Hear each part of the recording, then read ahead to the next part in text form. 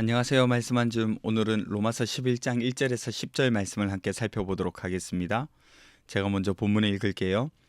그러므로 내가 말하노니 하나님이 자기 백성을 버리셨느냐? 그럴 수 없느니라. 나도 이스라엘인이요 아브라함의 씨에서 난 자요 베냐민 지파라. 하나님이 그 미리 아신 자기 백성을 버리지 아니하셨나니 너희가 성경이 엘리야를 가리켜 말한 것을 알지 못하느냐?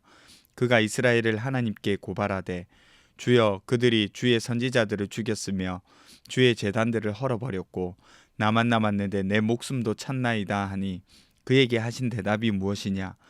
내가 나를 위하여 바알에게 무릎을 꿇지 아니한 사람 7,000명을 남겨두었다 하셨으니 그런즉 이와 같이 지금도 은혜로 택하심을 따라 남은 자가 있느니라. 만일 은혜로 된 것이면 행위로 말미암지 않음이니 그렇지 않으면 은혜가 은혜 되지 못하느니라. 그런즉 어떠하냐? 이스라엘이 구하는 그것을 얻지 못하고 오직 택하심을 입은 자가 얻었고 그 남은 자들은 우둔하여졌느니라. 기록된 바 하나님이 오늘까지 그들에게 혼미한 심령과 보지 못할 눈과 듣지 못할 귀를 주셨다 함과 같으니라. 또 다윗이 이르되 그들의 밥상이 올무와 덕과 거치는 것과 보응이 되게 하시었고 그들의 눈은 흐려 보지 못하고 그들의 등은 항상 굳게 하옵소서 하였느니라. 아멘. 어김없이 오늘도 바울은 질문을 합니다. 어떤 질문인가요? 1절을 보세요.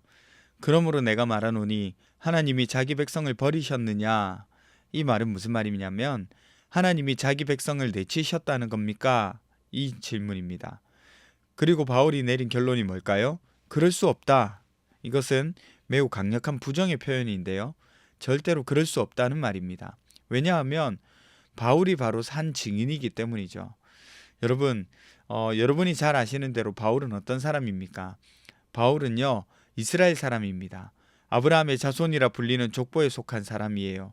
베냐민 지파 사람이죠. 그는 어릴 때부터 유대교에 심취한 사람이었습니다.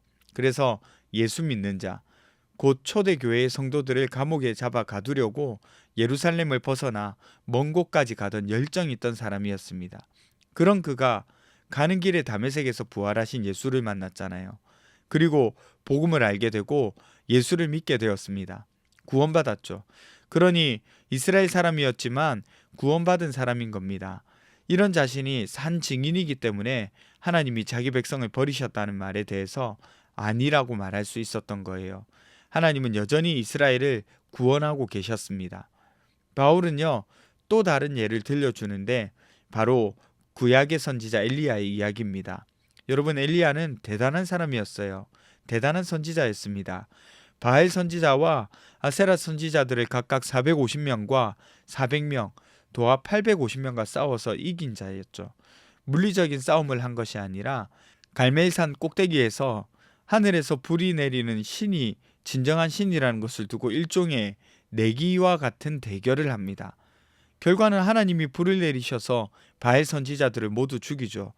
이 사실을 안 이세벨이 엘리야의 목숨을 노리잖아요. 그리고 왕의 아내였습니다. 그래서 이 이세벨이 엘리야의 목숨을 노리는데 이 소식을 들은 엘리야가 한탄하면서 하나님께 자신의 처지를 말하죠. 도망가면서 하나님, 이세벨과 사람들이 주님의 예언자들을 다 죽였습니다. 주님의 제단을 완전히 파헤치고 이제 저밖에 안 남았는데 그 사람들이 이제 제 목숨마저 없애려고 노리고 있습니다. 이렇게 한탄하는 거예요. 이때 하나님께서 주신 대답이 뭡니까? 내가 나를 위해서 바알에게 무릎 꿇지 않은 사람 7,000명을 남겨뒀다는 거죠. 바울이요, 이 이야기를 왜 하는 걸까요? 지금도 없는 것 같아 보이지만 이스라엘 백성들이 하나님 앞에서 구원을 받지 못하는 것처럼 여겨지지만 사실은 하나님이 은혜로 택하신 사람들, 곧 남은 자들이 있다는 겁니다. 겉으로 보기에는 이스라엘 전체가 불신하고 버림받은 것처럼 보이지만 하나님은 숨겨진 믿음의 사람들을 준비하고 계신다는 거예요. 이처럼 은혜는 자격 없는 자에게 베푸시는 선택이라는 겁니다. 행위는요, 자격을 기준으로 판단하지만 은혜는 그렇지 않다는 거예요. 자격을 판단하지 않습니다. 이스라엘은 자기 의를 찾으면서 행위를 붙잡았지만 하나님은 하나님의 의를 주시면서 은혜를 붙잡게 하는 거죠. 그래서 이스라엘의 이런 완고함이 사실은 이미 오래전부터 예견된 일이었다는 것, 그래서 하나님의 계획 가운데에 포함되어 있다는 것, 계산되어 있다는 것을 바울이 이야기합니다. 바울은 구약 성경 속에서 이미 이스라엘이 이런 모습을 지니고 있다는 사실을 알리고 있는 거죠. 기록된 바라고 시작되는 이 말씀들이 모두 구약에서 예언한 것을 되짚고 있는 겁니다. 여러분, 오늘 말씀이 우리에게 주는 가장 큰 메시지가 뭘까요? 겉으로 보이는 현실이 전부가 아니라는 거예요. 이스라엘 전체가 하나님을 떠난 것처럼 보였지만 하나님은 남은 자들을 모으고 계셨습니다. 눈에 잘 보이지 않지만 하나님은 조용히 일하고 계신다는 거죠. 오늘 우리의 삶도 그렇습니다. 가끔은 믿음을 지키는 자신이 너무 소수처럼 느껴질 때가 있어요. 직장에서나 사회에서나 심지어는 가정에서도 말이죠. 왜 나만 혼자 이렇게 하고 있지? 나만 이렇게 믿고 있지? 이런 생각이 밀려올 때가 있다는 겁니다. 그런데 하나님은 말씀하세요. 내가 나를 위하여서 바알에게 무릎 꿇지 않은 사람 7천 명을 남겨두었다. 여러분, 지금도 하나님은 남은 자들을 세우고 계시는 겁니다. 그 남은 자가 바로 저와 여러분일 수 있어요. 그리고 우리를 통해서 시대를 지켜나가시는 거예요. 그러니까 여러분, 믿음을 포기하지 마십시오. 하나님은 여러분을 통하여서 여전히 구원의 일을 이어가시는 겁니다. 지금도 하나님은 이 땅 가운데 숨겨진 역사를 써내려 가고 계시는 거예요. 그리고 그 이야기 속에 여러분들이 들어있는 겁니다. 이스라엘을 버리지 않으신 하나님은 오늘 우리도 끝까지 버리지 않으시는 하나님이세요. 보이지 않아도 일하시는 하나님, 숨어 계시는 것 같아도 구원하시는 하나님, 우리를 남은 자로 부르셔서 하나님의 뜻을 이루어 가신 하나님, 이 하나님을 신뢰하면서 나아갈 수 있어야겠습니다. 그래서 오늘 하루도 흔들리지 않고 나아갈 수 있는 거예요. 하나님은 여전히 우리와 함께 하시고 조용히 일하고 계셔요. 기도합시다. 첫 번째는요, 눈에 보이는 분위기에 흔들리지 않고 하나님의 뜻을 붙잡고 사는 믿음을 주세요. 두 번째는 하나님의 은혜를 매일 새롭게 깨닫고 살아가는 기쁨과 겸손함을 주세요. 우리 함께 기도하며 나가도록 하겠습니다.